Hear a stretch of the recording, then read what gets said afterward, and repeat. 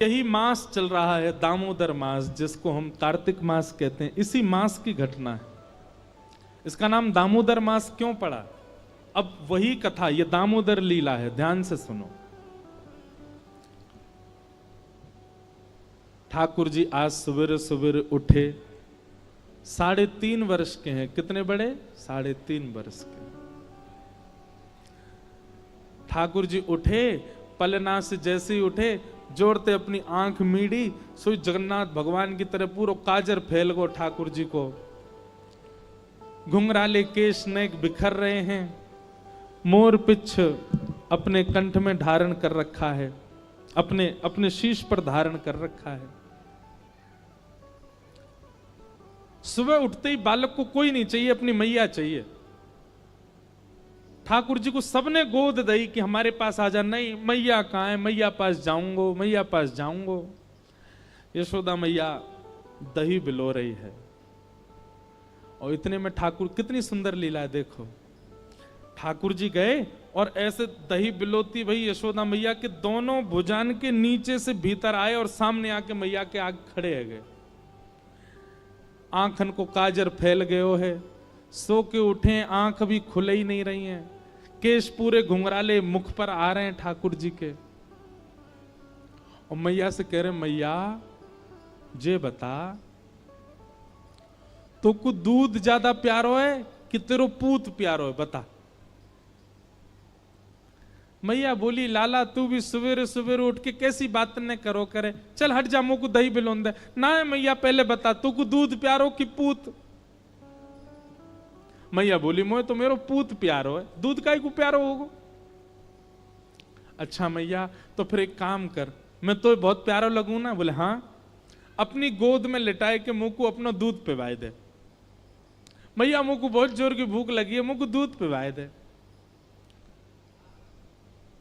यशोदा मैया तुरंत ठाकुर जी को अपनी गोद में लिया, और मैया को ठाकुर जी दूध पी रहे हैं और मैया दही भी बिलोती जा रही है। कैसी सुंदर छवि है बंधुओं। आप सबको शायद विश्वास ना हो, पर एक ऐसी लीला आती है कि जब ठाकुर जी व्रत छोड़ के चले गए और 100 वर्ष बाद यशोदा मैया से मिले कुरुक्षेत्र में, तो जैसे ही ठाकुर जी ने यशोदा मैया को देखा, ठाकुर जी रोने लगे। और उस समय की बात है जब ठाकुर जी के नाती भी हो चुके हैं, नातियों के ब्याह भी हो चुके हैं, मतलब ठाकुर जी पर बाबा बन चुके हैं।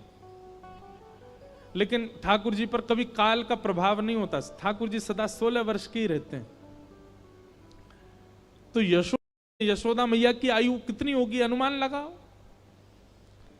उस काल में ठाकुर जी यशोदा मैया की गोद में लेट जाते हैं और कहते हैं, मैया दूध पिया। और मैया दूध पिवाती है ठाकुर जी को। यशोदा मैया और श्री कृष्ण के प्रेम का वर्णन बहुत सहजता से हम कर देते हैं व्यास मंच से, पर यह इतना सहज है नहीं, अद्भुत है।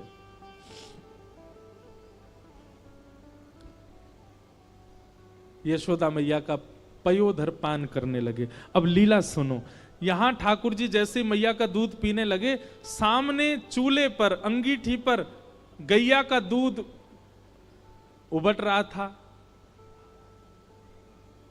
वहां दूर अंगीठी पर रखे भय दूध ने मन में विचार किया कि अब ठाकुर जी मेरा सेवन नहीं करेंगे, यशोदा मैया का दुग्धपान करके अपनी अपनी क्षुधा निवृत्त करेंगे,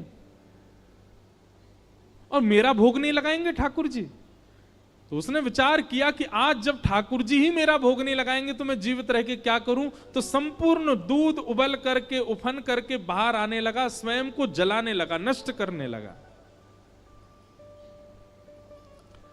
यशोदा मैया यहां दही बिलो रही, और मैया ने जैसे ही देखी कि दूर दूध उफन करके बाहर आ रहे हो, सो मैया ने विचार किया, अरे ये तो सवरो दूध जर जाएगा। तुरंत मैया ने गोद में बैठे ठाकुर जी को नीचे पटका, दूध संभालने चली गई।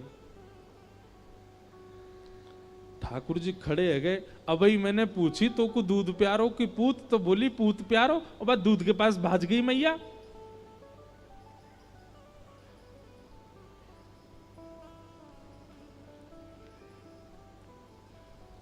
हमारे यहाँ के वैष्णव जन वर्णन करते हैं कि श्री ठाकुर जी जब हमारे पास आते हैं तो हमसे पूछते हैं, क्या तुमको संसार प्रिय है कि मैं प्रिय हूं?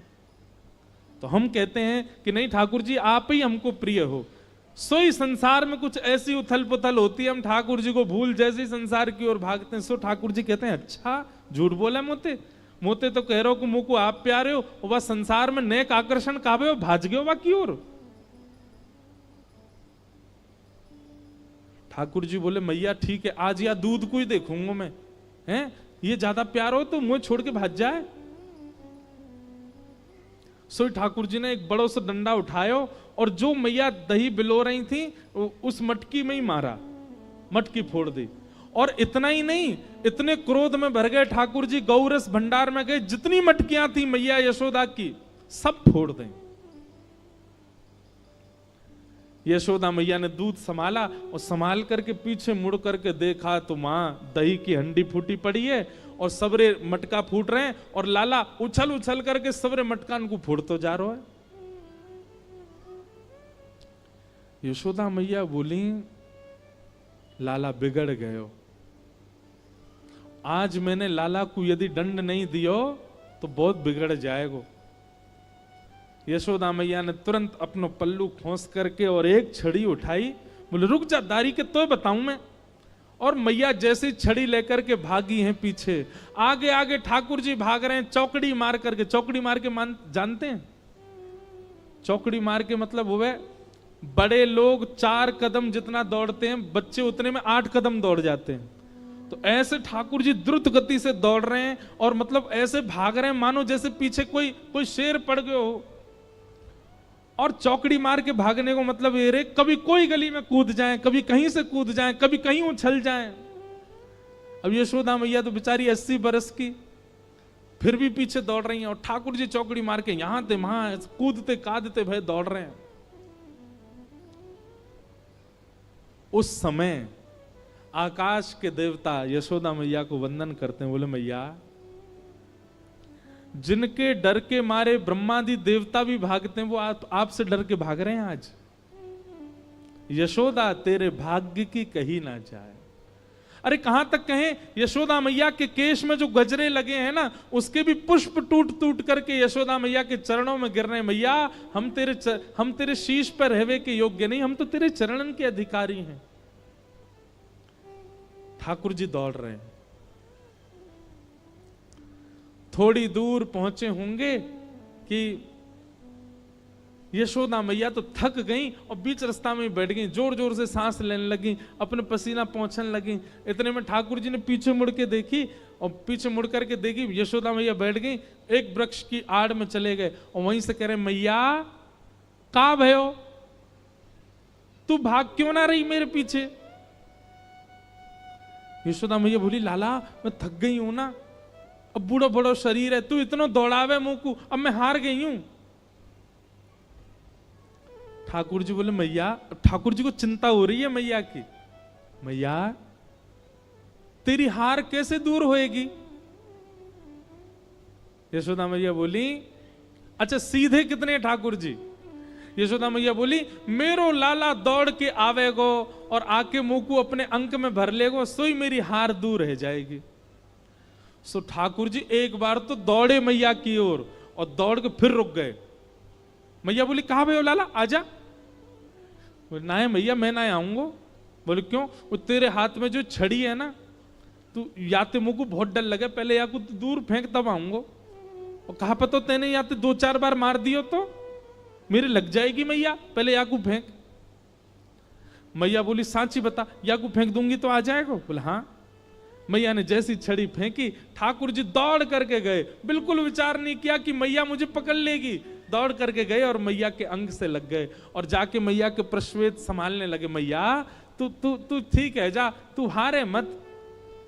यशोदा मैया को पहले तो बहुत सुख मिला, ठाकुर जी अंक में आ गए, पर थोड़ी देर बाद यशोदा मैया ने चेहरे का रंग बदला, कहने का ढंग बदला, तुरंत लाला पकड़ लिए जोर से। अब आयो हाथ में, चल तो बताऊं मैं अभी। ठाकुर जी बोले, मैया तू तो यूं कह रही कि मैं तो ना पकड़ूंगी। बोले मैं तो झूठ बोल रही तो अच्छा मैया तू झूठ बोले, मैं तेरो लाला ना हूं आज के बाद, पूरे गोकुल में हल्ला कर दूंगा मैं तो नंद बाबा को लाला हूं, यशोदा को लाला ना हूं, यशोदा झूठ बोले। हाँ बोल दियो जाए करके, अब तो उखलते बांधूंगी और आज ना तो रोटी मिलेगी ना मक्खन मिलेगा, खड़ो रहे पूरे दिन ऊधम मचावे। यहीं पर हमारे टीकाकार वर्णन करते हैं, भैया इस पूरे दृश्य को अभी आपने कथानक रूप से समझा, अब इसको आध्यात्मिक रूप से समझो। ठाकुर जी आगे भाग रहे हैं, यशोदा पीछे भाग रही है। ठाकुर जी कौन है? परमात्मा। यशोदा कौन है? मैं और आप सब जीवात्मा। हम जब ठाकुर जी के पास जाते हैं, ठाकुर जी हमसे दूर ही भागते हैं। जब हम कारण पूछते हैं कि ठाकुर जी आप हमसे दूर क्यों भाग रहे हो, तब ठाकुर जी कहते हैं तुम्हारे हाथ में एक छड़ी है। कैसी छड़ी? बोले अहंकार की छड़ी, काम की छड़ी, क्रोध की छड़ी, लोभ की छड़ी। ये सारी छड़ियां तुम्हारे हाथ में लगी हैं और इन छड़ियों से मुझे बहुत भय लगता है। मैं कभी कभी मन बनाता हूं कि तुम्हारे पास आऊं, पर तुम्हारी वो छड़ी जब मुझे दिख जाती है तो मैं फिर से भाग जाता हूं। तो ठाकुर जी आप हमारे पास कैसे आओगे? बोले किसी गुरुजन के आश्रय में जाकर के इन छड़ियों का त्याग करो। जिस छड़ी की वजह से मैं तुम्हारे समीप नहीं आता, अपने अभिमान, अपने काम, अपने क्रोध, अपने लोभ, अपनी दूषितताओं का त्याग करो। इसके बाद कितना सुंदर कहते हैं, त्याग तुम करो, फिर तुमको नहीं आना, दौड़ के मैं ही तुम्हारे पास आ जाऊंगा, मैं ही आकर के तुम्हारे अंक में भर जाऊंगा। यशोदा जी ने जैसी छड़ी, ठाकुर जी जानते हैं कि मुझे पकड़ लेगी, लेकिन फिर भी दौड़ के गए, क्योंकि छड़ी का त्याग कर दिया। छड़ी दोष है। यशोदा मैया के अंक में भर गए। मैया तो पकड़ के ले गई और लाला को जाकर के ऊखल से बांधन लगी। जैसे ही रस्सी ला करके मैया ने ऊखल से लाला के पेट में बांधनी चाहिए, सोई रस्सी छोटी पड़ गई। मैया बोली रस्सी छोटी कैसे पड़ गई? मैया गई और बड़ी रस्सी लेकर के आई, बोले हाँ अब याते बंध जाएगा। मैया ने जैसी ऊखल में लेकर के और जैसे ही ठाकुर जी को, ये छोटी पड़ गई। क्यों? तो कहते हैं दाम का मतलब होता है रस्सी और उदर का मतलब होता है पेट। ठाकुर जी सारी रस्सी को अपने पेट में भरते जा रहे हैं, इसीलिए उनका नाम पड़ गया दामोदर। भगवान मानो ये संकेत कर रहे हैं मुझे कोई नहीं बांध सकता, मैं किसी के बंधन में नहीं आ सकता, ब्रह्मांड में किसी की ताकत नहीं जो मुझे बांध दे। जितने भी पाश हैं, जितने भी बंधन हैं, सब मेरे उदर के अंदर हैं, मुझे कोई नहीं बांध सकता। यशोदा मैया ने सबरी गौशाला की रस्सी इकट्ठी करके एक तो एक बांध दी। अब तो बंधेगो, लेकिन अब के भी जब बांधा तो रस्सी फिर छोटी पड़ गई। यशोदा मैया एक क्षण आश्चर्यचकित होकर के ठाकुर जी की ओर देखने लगी। इतनी बड़ी रस्सी लेके आई, ये छोटी कैसे पड़ गई? और यशोदा मैया के चित्त में अचानक भाव उत्पन्न होने लगा। गर्गाचार्य जी कह के गए थे नारायण समो गुण, पर कहीं नारायण ही तो नहीं है, क्योंकि परमात्मा ही किसी बंधन में नहीं आ सकता। सामने खड़े भगवान ने जैसे ही देखा कि मैया मोकू भगवान मान रही है, सोई ठाकुर जी ने कही मैया और कितनी जोर से बांधेगी, देख मैं तो बंध गो। तभी मैया देखती है कि वो रस्सी पूरी बंध गई और गांठ लग गई ठाकुर जी को, बंध गए ठाकुर जी। कहने का अभिप्राय क्या है? ठाकुर जी को कोई नहीं बांध सकता। ठाकुर जी यदि आपसे प्रेम करके आपके संग रह रहे हैं, इसका मतलब आपकी प्रीति से नहीं बंधे हैं, स्वयं ठाकुर जी बंधे हैं आपसे। वो आपसे प्रेम करते हैं इसलिए आपके पास रह रहे हैं। आप में सामर्थ्य नहीं, आप कैसे भी ठाकुर जी को अपने पास रखो। वृंदावन के प्रति स्नेह, अपने ठाकुर जी के प्रति स्नेह, कथा के प्रति स्नेह चित्त में प्रकट आपकी भावना से नहीं हो सकता है, ठाकुर जी के चाहने से ही आपके चित्त में प्रेम होता है। क्योंकि ठाकुर जी किसी बंधन में नहीं आ सकते, ठाकुर जी किसी प्रेम पाश में नहीं बंध सकते। इसीलिए इस मास को दामोदर मास कहते हैं।